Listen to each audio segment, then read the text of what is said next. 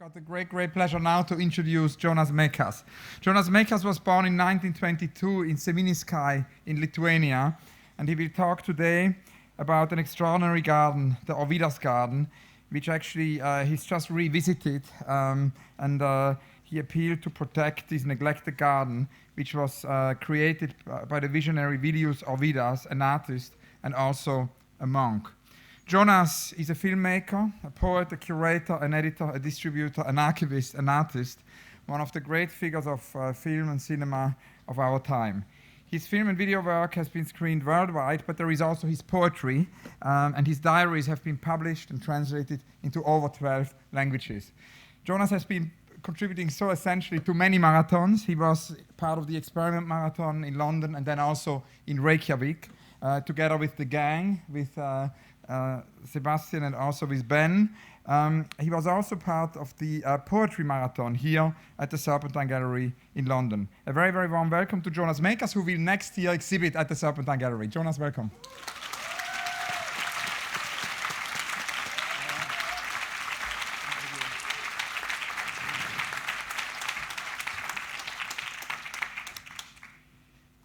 Good late afternoon.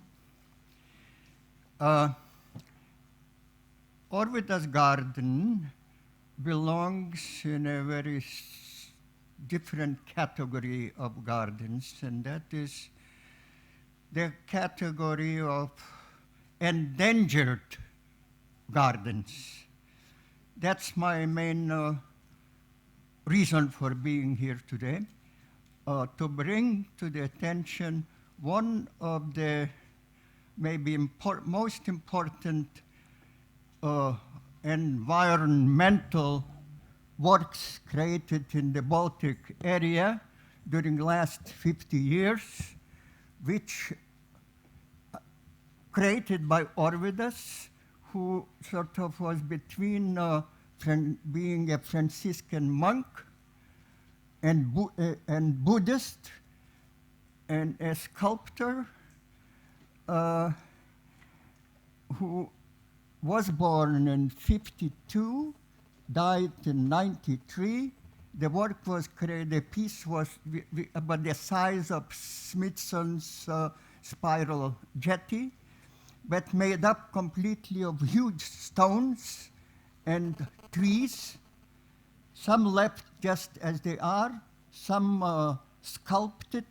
You see them and you think you walk that there is like just a stone. Then you begin to look. He has done something to some of them. And work created between more or less 1980 and 93, maybe 75. And as he was building that huge environment, the Soviets came and kept destroying it. And he kept rebuilding again and again, until they finally got tired and left him alone.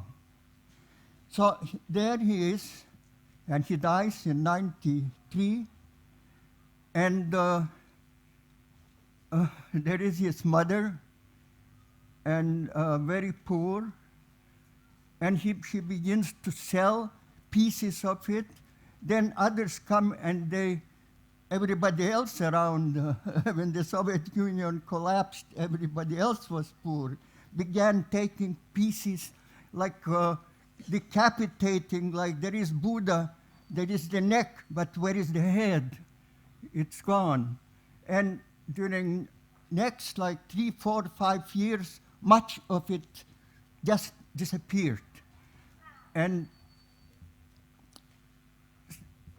eventually, all the friends, all those who believed in the importance of that piece did everything to persuade Ministry of Culture to do something to protect it.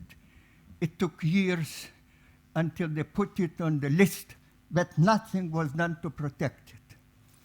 So now I will introduce you to my good friend David Ellis, who refuses to place himself into any category of profession, who visited Orvydas Sodyba, Orvydas garden just a few days ago, he's freshly back from there, and David Ellis.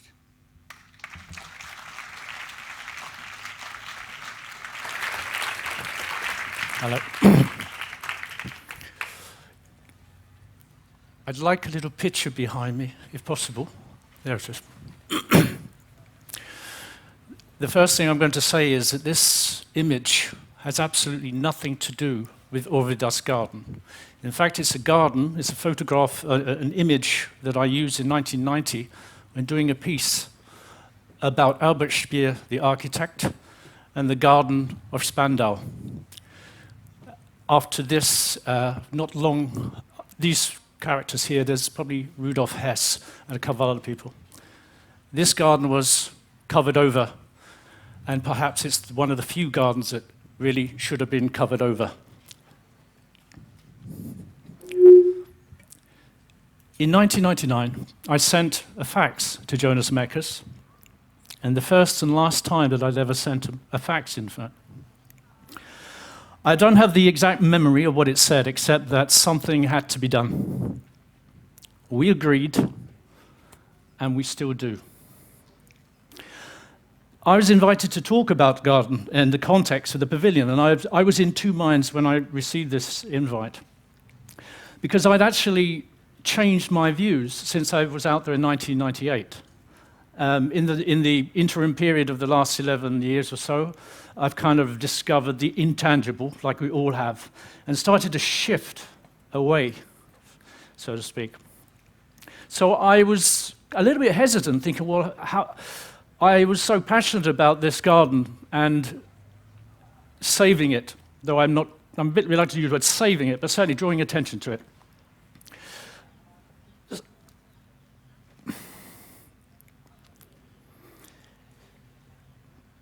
I was thinking that maybe it should have been actually permitted to degrade, to disappear. It's like a reverse process of a Polaroid, to kind of unbecome itself, unmake itself. I was actually thinking these things. I mean, we have all kinds of thoughts, you know. And the intangible now officially exists. It has its own PR, own headed letter paper, its own website, plus a team to define abstract cultural practices. There are brochures, fact sheets, delegates in airports discussing the cultural echo. Operating from a bâti reef on the 3rd floor of its headquarters in Paris, UNESCO recently updated its intangible cultural list, which is a lesser-known directory of endangered practices, including, among other things, or non-things, the Human Tower of Spain and the gastronomic art of the French table, and rightly so. That's not just the table, that's everything that goes around it. That's the conversations, the stuff that we can't quite feel, but it's there nonetheless. So the French table is now on that list, and some of you may be familiar with that list. And when I read this, I thought this was a fabulous notion. And the table is a crucial link between France's sense of itself, a sensibility that is policed and knitted into the memory of the world, our world. Now, the present list, I could go on, there's a long, long list, but the present list includes 1, the scissor dance of Peru, which is one of these numbers. They dance religiously with some scissors. The second one I've included here, which is something called the Silba Gomero, forget the pronunciation, which is a whistled language of the Canary Islands. So again, there's something out there in our world that it's vanishing because only 2 or 3 people can actually whistle this particular language-based whistle. Now, I was going to include some of my own, and I'm sure that you have yours. My particular one is the smell of the overheated metal of a road-making machine on the Holloway Road in London. 3 o'clock in the morning, there's something very specific. Again, it's about memory.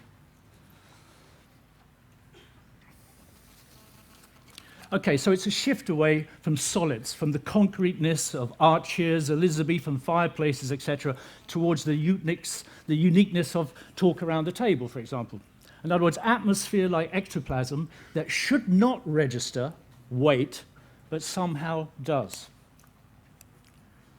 When the Taliban blew up the Buddhist statues of Bandiana in Afghanistan, the unedited raw telly, the telly feed of kind of these images, these statues, gone, emptied, hollowed out. But at the time, I was of the opinion that Buddhism was philosophically armed up to take it on the chin, that being detached from vandalism, being a bit nonplussed, was detachment. And I think I remember going, you know, they've gone, they've hollowed out. I knew I feel a little bit guilty about this, but I thought, they've gone. Buddhists, you know, statues. Who needs any more? I was wrong. I was wrong. Things matter. Stuff matters. Why else would fragments chipping from the Berlin Wall sit on mantelpieces in Kentucky? Why would Scandinavian and Latvian tourists nick stones from Orvydas farmstead and wedge them into their Japanese Zen garden? Why would they put it on the top of their plasma screens? I first visited the site with very little historical context. In fact, a context that was sketchy, to say the least, until about 5 days ago when I was actually out there. Just a little note here. Before I went away, I received the usual request for technical requirements. Got a bit excited as a performer, overhead camera, blackboard maybe, and a few other bits and pieces apparatus. And I requested a blackboard. Coming back from the garden, what's there to write? It's quite nice, but it's absolutely, there's nothing to put up on there. Freed me completely, and probably freed you as well, which is even better. So just a little note there. Over the years, I met I won't say who, but it's an architect called Orvydas, who I met in 1998, and he was my first contact with Orvydas Garden. I had been invited with a group of British artists to kind of view various kind of meet with artists from Lithuania, and we had a coach trip to Orvydas Garden at the time. And let's move around. Okay. Sorry, notes here. Some of this was done in the canteen, so we were that. And in our conversation, he actually said to me, very simply, we got to the point, isn't there a list of some kind? Obviously, this was translated into English. Isn't there a list? And at the time, I didn't know if there was a list, but it kind of seems obvious that there would be. I returned again in 1999 with a little bit of kind of, dare I say, borrowed architectural clout, and managed to convince almost everybody that I was an architect. It's not difficult to do. It's not difficult to pretend to be almost anyone you want to be, otherwise I wouldn't be here. I'm an imposter. But one thing I know is that I returned back back to Lithuania, met with the members of the Architects Union, who in the car towards the garden mocked openly the Vilnius Orvydas as an imbecile, a cretin. You used the word cretin. I wasn't happy about that. I'm still not. That was then. Actually, and an idiot. But more importantly, they expressed incredulity that Riga would attach itself to such a site. I sat with Mother Orvydas around a wooden block, resembling what looked like railway sleepers. This is how I remember it in my memory.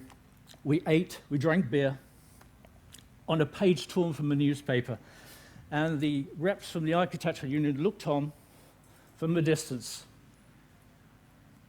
They didn't get it. They didn't get it. That was then.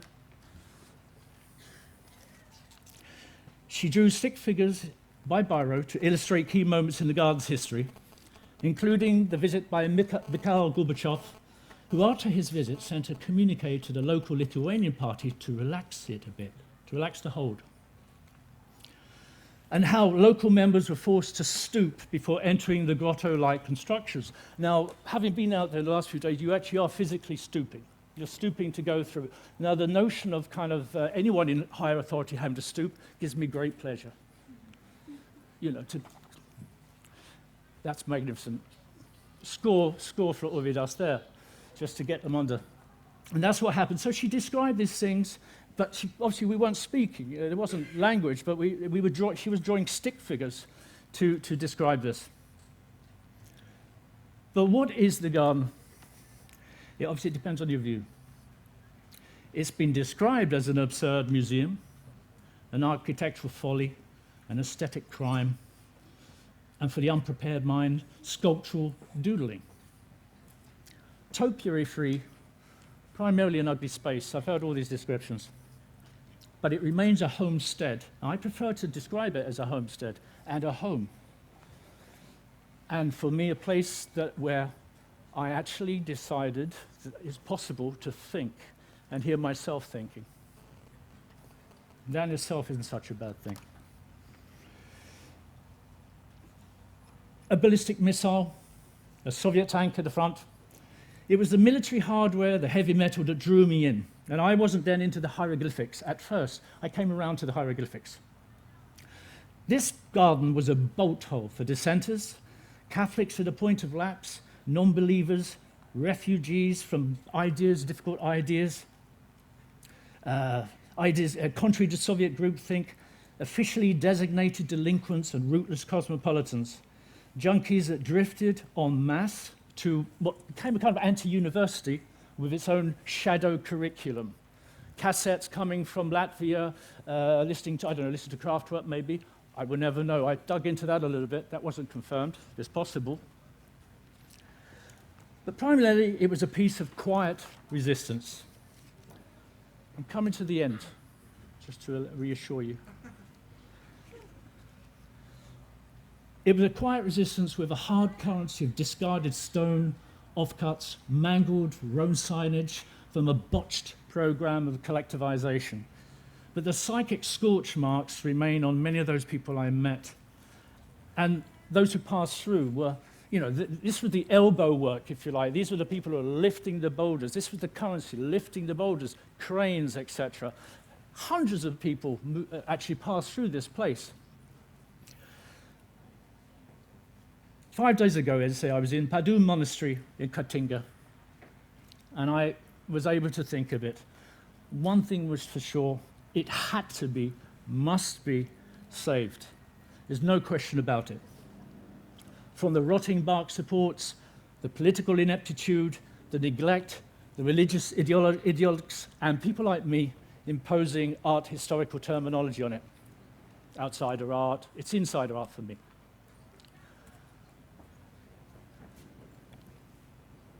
That's it. I'm very pleased to be here.